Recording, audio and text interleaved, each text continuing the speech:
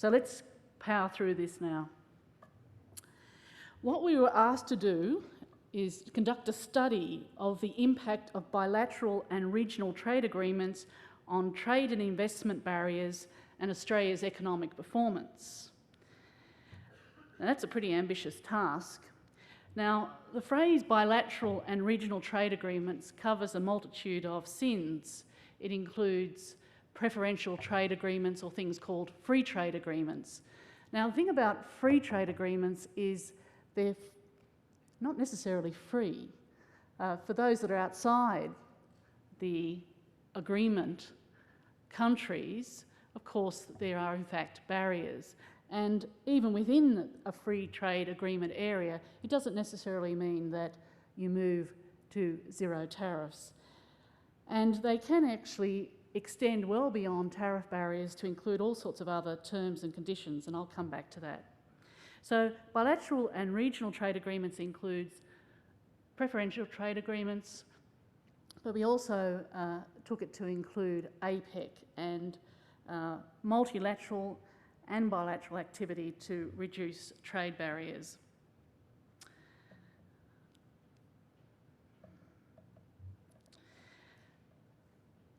Now, we looked at recent experience of Australia's trade agreements. As you know, Australia held out for a long while having preferential trade agreements.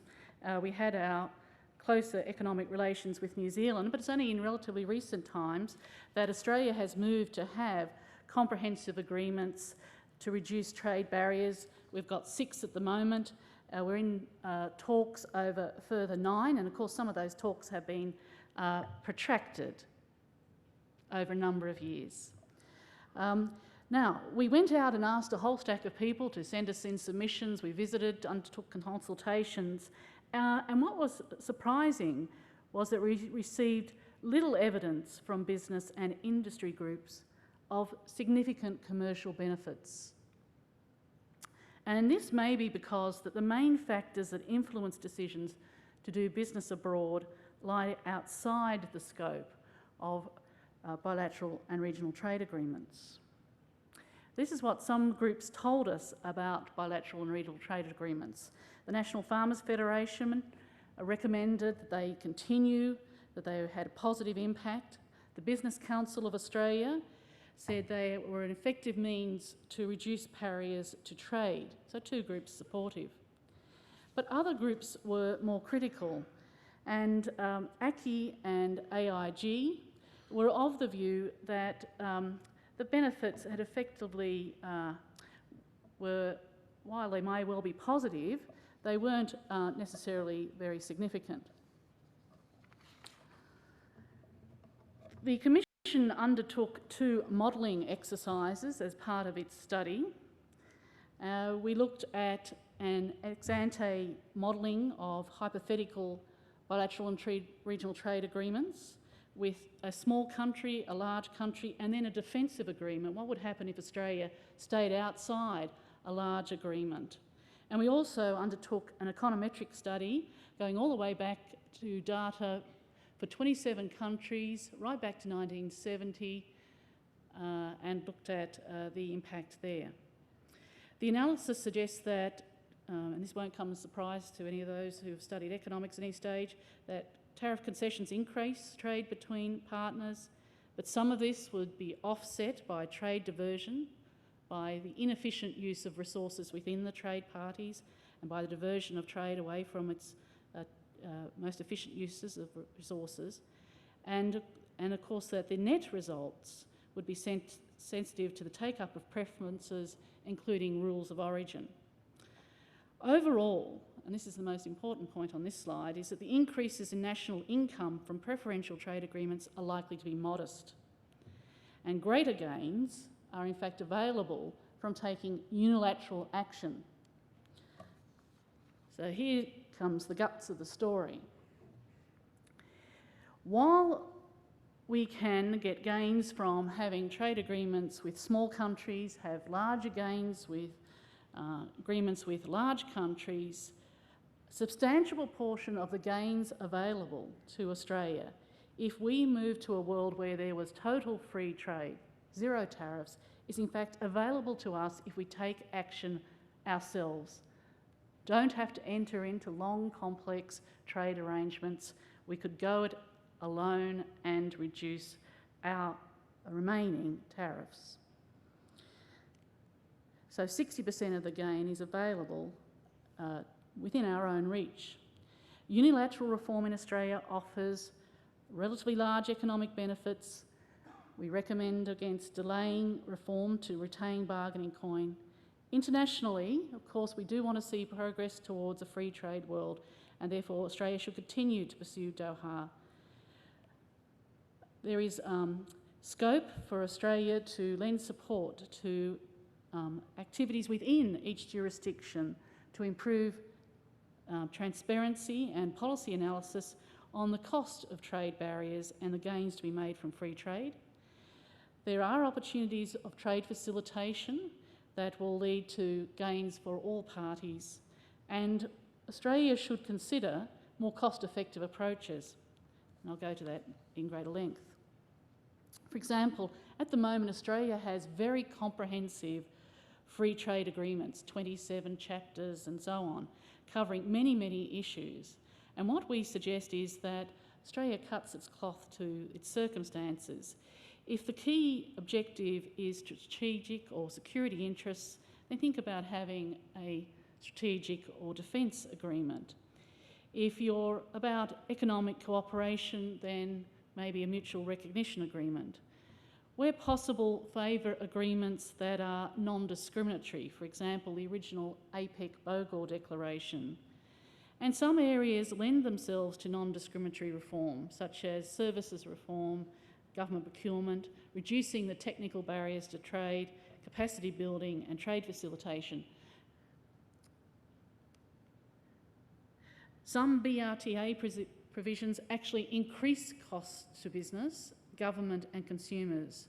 And we looked in particular in this study at areas related to intellectual property provisions and investor-state debt settlement dispute, and suggest that in these two areas that the government should avoid the inclusion of these terms because of their potential downsides and costs to the economy.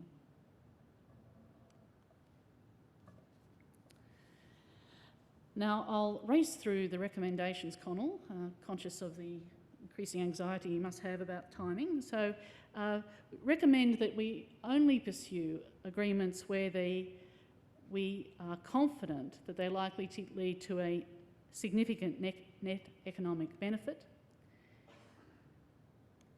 That as far as practicable, we should avoid discriminatory terms and conditions in favour of agreements that are open and non-discriminatory. Try to avoid arrangements which will produce costs in the long term. Australian government should not include matters that would serve to increase barriers to trade. Should not include matters that could have wider implications in terms of policy without careful analysis. And there should be efforts to improve the scrutiny of agreements and opportunities to reduce barriers.